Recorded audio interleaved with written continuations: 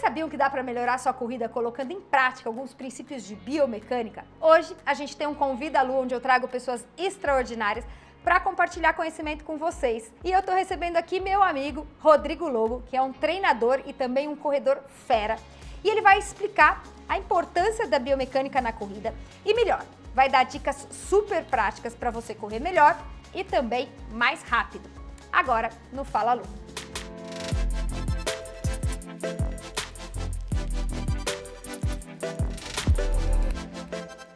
Oi, eu sou Lu Haddad, médica livre-docente pela Faculdade de Medicina da USP. Trago aqui um conteúdo sobre saúde, qualidade de vida e esportes, sempre baseados na ciência de forma descomplicada. Hoje eu recebo o Rodrigo Lobo. Rodrigo é diretor e treinador da Lobo Assessoria. Ele é bacharel em Educação Física pela USP, triatleta e corredor fera. Mas fera mesmo, gente, do tipo que faz 2,39 numa maratona. Não é pouca coisa, não. Além disso, ele é colunista, palestrante e é um amigo muito querido. Não só por mim, mas por uma galera que vive intensamente a paixão pelo endurance aqui em São Paulo e diria que no Brasil todo. Nesse Convida Lu, a gente vai falar sobre biomecânica, um tema super interessante e que é o material aí da tese do Rodrigo. Então ele é um fera expert no assunto. Ele me mandou aí umas referências muito legais que eu vou deixar para vocês. E esse tema é considerado um dos pilares da boa corrida. E ele pode te fazer correr melhor e mais rápido, mas eu acredito que é um dos temas mais pouco valorizados pelos atletas. Hoje em dia se preocupa demais com tênis, com suplemento, e eu acho que a biomecânica pode nos ajudar bastante. Tem muita gente esquecendo desse tópico no seu treinamento. Vou passar a palavra para o especialista para ele falar para a gente sobre sobrecarga mecânica e importância aí de peso, potência. Explicar primeiro o que é a biomecânica da corrida. Pois é, muito obrigado pela apresentação. Primeiro, gostei de pessoas extraordinárias, foi a melhor apresentação que eu já tive na minha vida. E, poxa, não estou tão fera assim. Hoje em dia, 2h39, eu vou dizer que foi atualizado o conceito de... Pro nosso público, 2h39 é coisa pra caramba, inclusive pra mim. Pode ficar tranquilo que você tá bem rápido ainda. Pois é, e foi recente, então eu tô feliz. Isso mostra, mais uma vez também, que a corrida é mágica, é maravilhosa. A cada ano que passa, a gente tem possibilidade de melhorar. Eu acho isso muito legal, imagina, para quem corre já há 20 e tantos anos, imaginar que sempre você pode fazer melhor. Então, acho que a corrida é tão maravilhosa que se a gente conseguir entender, treinar de forma plena, acho que não necessariamente melhor, mas de forma plena, com consciência. Então, por isso que a gente vai falar um pouquinho sobre a biomecânica, como você mesmo disse. O tênis de corrida também tem relação com a biomecânica, talvez um dos temas mais populares que tem mais a ver com a biomecânica hoje em dia, mas se fala muito de fisiologia, frequência cardíaca, zona de treino. Eu acho que a gente esquece um pouquinho de falar sobre, deixa um pouco esse tema importante de lado. De certa forma faz algum sentido, porque é difícil você no dia a dia, de forma prática, entender a biomecânica e colocar alguns conceitos, em prática, porque primeiro você precisa para um laboratório, diferente da fisiologia, que você usa um medidor de frequência, hoje tem lactímetros acessíveis também. Quem não sabe, gente, tem vídeo de lactato aqui no canal, hein? Porque ele tá falando de dosagem de lactato, você já sabe o que é. Vou deixar aqui o card. Pois é, só que a frequência, falando sobre biomecânica é difícil, porque geralmente a gente não tem acesso facilitado aos laboratórios. Eu, durante 5 anos, fiz parte de dentro da educação física aqui da USP. E, de certa forma, quando eu saí, eu senti uma certa dificuldade em colocar na prática, a vivência técnica, científica na prática. E então, quando você ainda mais fala de padrão de movimento, que está muito relacionado a isso, mudar um padrão motor é muito difícil. Mas é possível de alguma forma, existem algumas limitações, potenciais genéticos, biológicos, mas é possível, mas requer tempo. Então a biomecânica, quando a gente estuda a biomecânica, tem dois na prática, trocando em miúdos, 2 principais fatores de investigação, tentar prevenir lesões, prevenção de lesões e, consequentemente, otimização de resultado de rendimento. Quando a gente consegue prevenir lesões para ganhar regularidade e tentar, de alguma forma, otimizar os processos, otimizar o gesto motor, a gente, consequentemente, tem melhora de resultado de curto, médio e longo prazo. E onde que o peso entra nessa história de biomecânica? Ele importa muito, pouco, médio?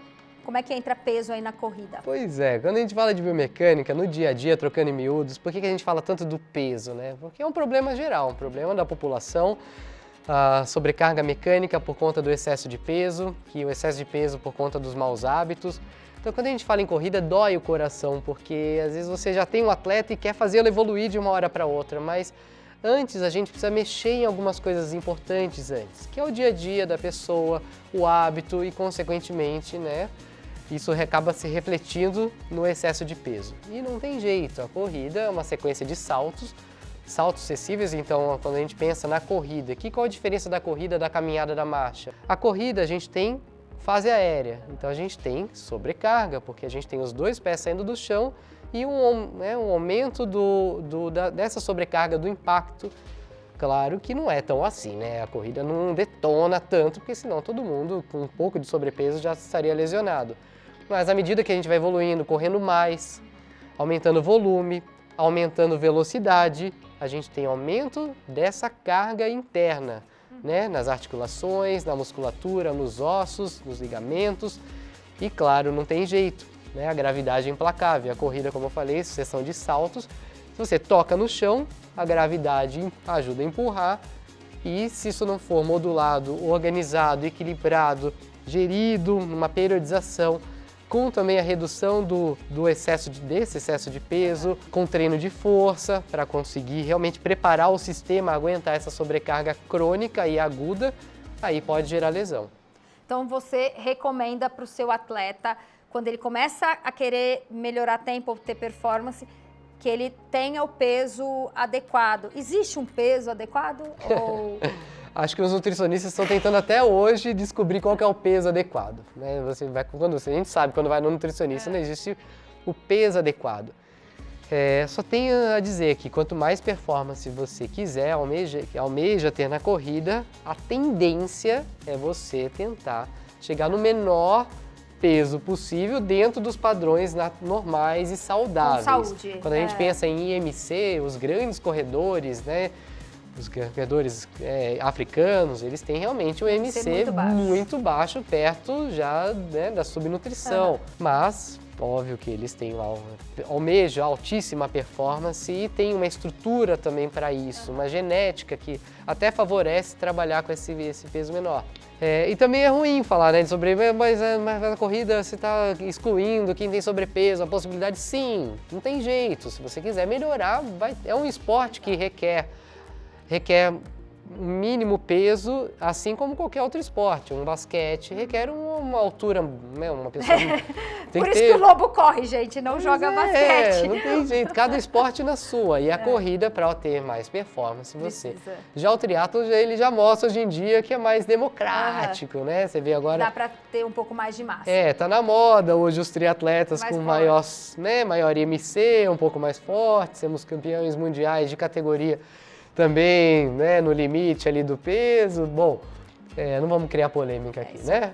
Vamos lá, partindo então para a parte bem prática, o que seria running economy, economia de corrida? Eu acho que tem gente que interpreta mal esse termo e como fazer para usar essa questão da economia de corrida para ficar mais eficiente? Pois eu na graduação, como fiquei muito dentro do laboratório de biomecânica, foi o tema que mais me atraiu a atenção.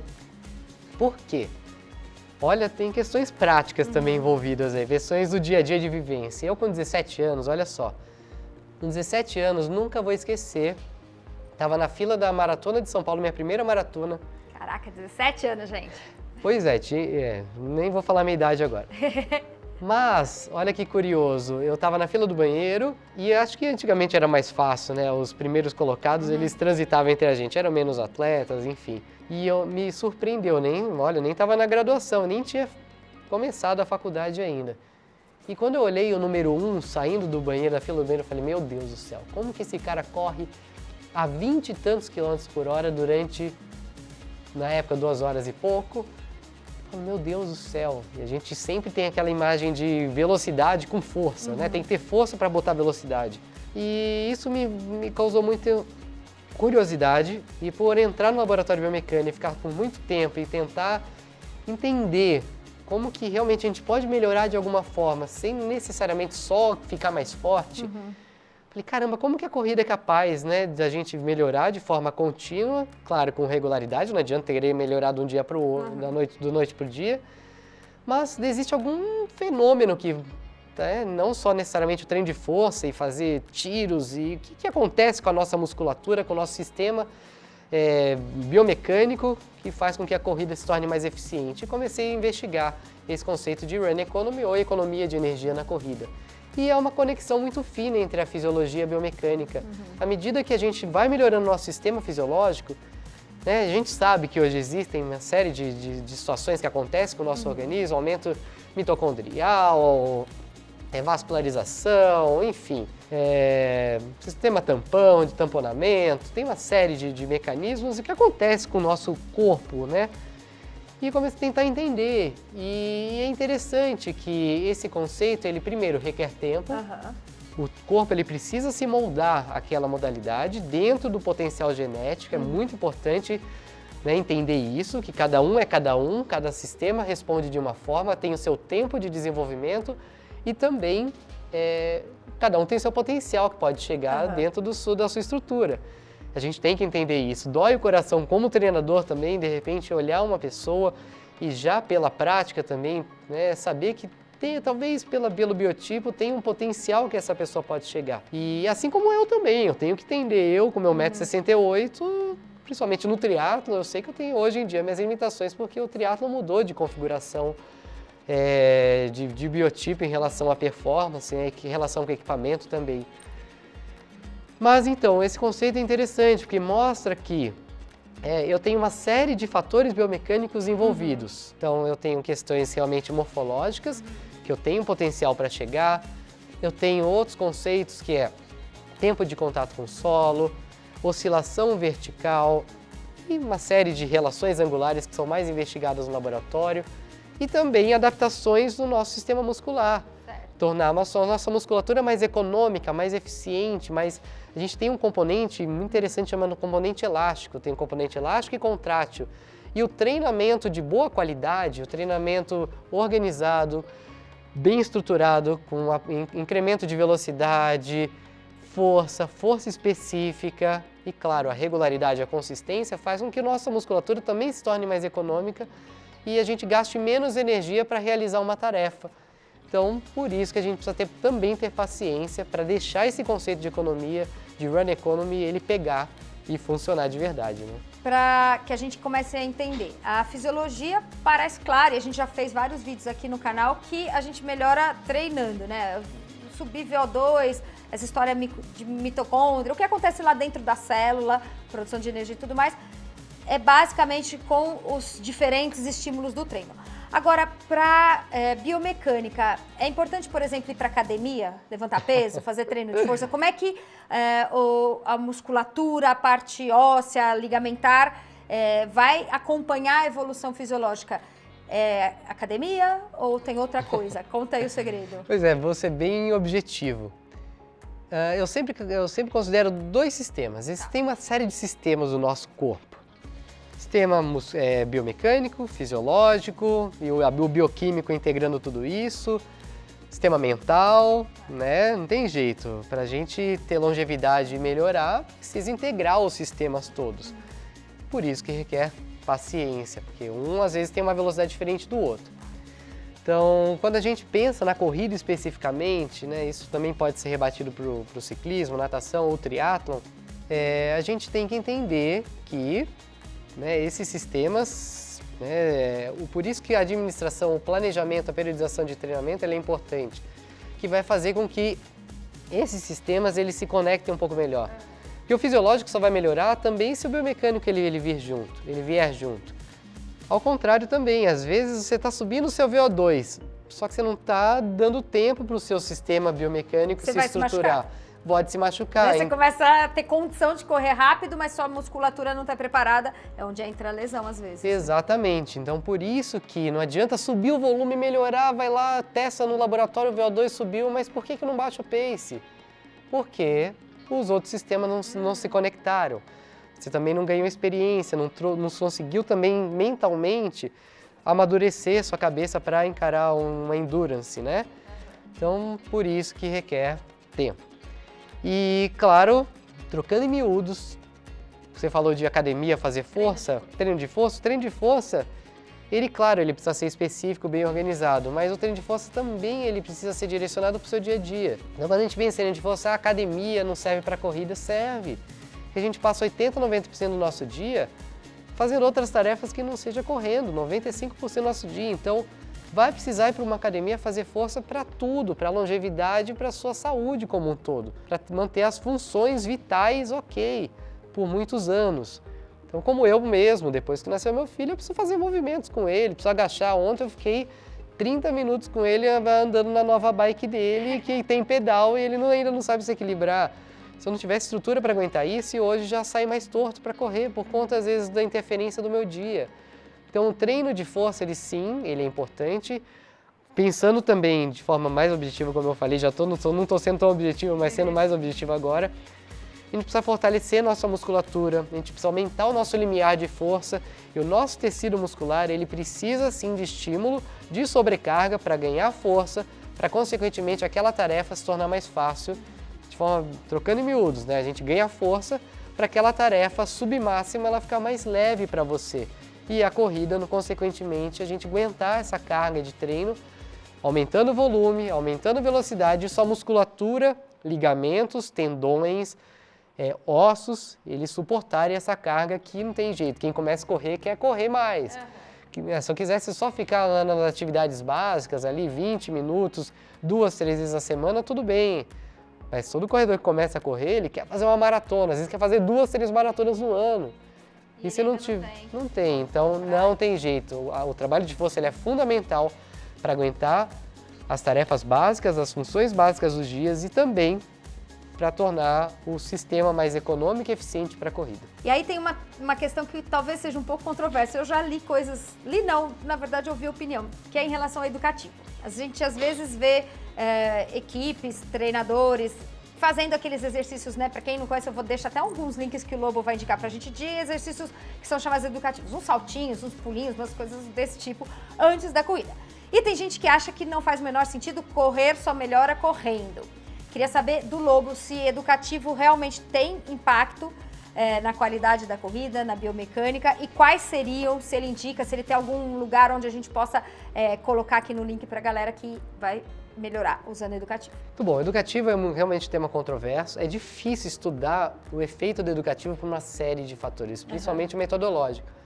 É muito difícil pegar um grupo, um N significativo, que consiga do início até o final. A gente tem várias quebras, então a gente tentou no laboratório, infelizmente não conseguiu. Realmente ainda por isso que é controverso, porque hoje os artigos eles sempre têm alguns erros de aplicação, né, metodológica. Seja pelo N baixo, ou seja pela administração do tipo de treino que cada grupo vai tocar. Mas a gente sabe que a base do educativo são saltos. Saltos excessivos com toque rápido no chão. Então não deixa de ser um treino de força específico. E a gente sabe que potência também? Dependendo do educativo, sim. Existem educativos de baixa, de média e alta intensidade. Então, os educativos de alta intensidade, eles têm um desenvolvimento de potência muscular que, consequentemente, a gente sabe, aí sim, que o treino específico, principalmente de potência, e levando em consideração também os pliométricos. Pliométricos são exercícios de saltos para fazer com que a nossa musculatura se desenvolva de forma realmente específica, desenvolvendo um componente elástico, fazendo com que ela gaste menos energia para realizar a tarefa e se torne mais específica para a corrida. Então, os educativos, os de baixa, média e alta intensidade, podem nos ajudar. Trabalho de coordenação para quem tem dificuldade e a corrida, mesmo não exigindo tanta coordenação, é importante fazer uma conexão do sistema nervoso com o sistema muscular. E exercícios coordenativos ajudam nisso. Exercícios de toque rápido no chão, consequentemente, né, que tem a ver com os pliométricos, que vão fazer com que a gente tenha, sim, resultado de médio e longo prazo, pensando na eficiência mecânica, na eficiência do toque no chão. E terceiro, sim, os exercícios de alta intensidade, eles podem, sim, serem ótimos exercícios de potência, e a gente sabe que a potência é o produto da velocidade pelo tempo, e quanto mais a gente conseguir percorrer uma distância com maior potência, mais rápido eu vou percorrer. Então, quando a gente pensa no conceito educativo, a gente simplifica para tentar buscar uma explicação como ele pode funcionar. E, claro, a gente sabe que a prática do dia a dia hoje tem a questão cultural, os quenianos, etíopes, os corredores africanos, eles realizam educativos desde sempre e tem uma questão cultural importante e eles também podem servir de exercício de aquecimento para o treino. Então, se eles inseridos de forma adequada, um crescimento breve metabólico, de forma gradual, eles inseridos também na sessão de treino antes da sessão principal, podem ser ótimos exercícios de ativação para o seu treino propriamente dito. E, por fim, como você comentou, sim, inclusive na Lobo Assessoria, no site, a gente tem um canal, no site não, no YouTube, um canal com playlist de diferentes educativos, com diferentes intensidades que podem ser, sim, inseridos na sua série de treino. Bom, eu vou deixar na nossa descrição tanto o contato do Lobo quanto da Lobo Assessoria e esse canal para que vocês vejam na prática, se vocês treinam às vezes sem uma assessoria ou sem um técnico que possa ajudar isso de forma direta, com certeza esses canais trazem informação de qualidade e que a gente confia. Eu só trago gente aqui que eu garanto que não vai fazer besteira. Eita, então, acho que o educativo dá para incluir na vida, acho que de qualquer corredor, né? Dependendo aí da intensidade. Eu vou fazer uma parte agora que a gente chama de resumo Fala Lu. Eu vou ver se eu aprendi certinho e aí depois você me dá a nota do resumo Fala Lu. Eu dar nota para você? Ah, lógico, sobre biomecânica de corrida, que me parece ser um dos aspectos fundamentais para uma boa corrida de qualidade, não só velocidade, mas que ainda talvez seja um pouco menosprezada em relação aos outros tópicos. Mas já entendi que até a questão do tênis tem a ver com a biomecânica. Importante pensar no peso, porque é uma influência direta na biomecânica, na questão osteomuscular, que a gente pode trabalhar através de treinos de força, além dos treinos específicos, e também através de educativo, que vai melhorar a qualidade da corrida e também é uma ferramenta que pode servir de aquecimento no dia a dia. Isso, e vou concluir, pense sempre em médio e longo prazo. É o que hoje mais a gente enfrenta com os atletas, inclusive o Marcão fala muito disso, do imediatismo, das redes sociais. E não tem jeito, né? A gente precisa ter paciência e o foco na regularidade e consistência. Não existem exercícios milagrosos, mágicos, que vão te trazer resultado colocar do zero a uma maratona em 6 meses. Precisa respeitar o processo e não tem jeito, tem que ter paciência. É isso aí, gente. Obrigada, Lobo. Agradecendo nossos patrocinadores, Kikos Fit, Trilo, Jungle, Probiótica e Dobro.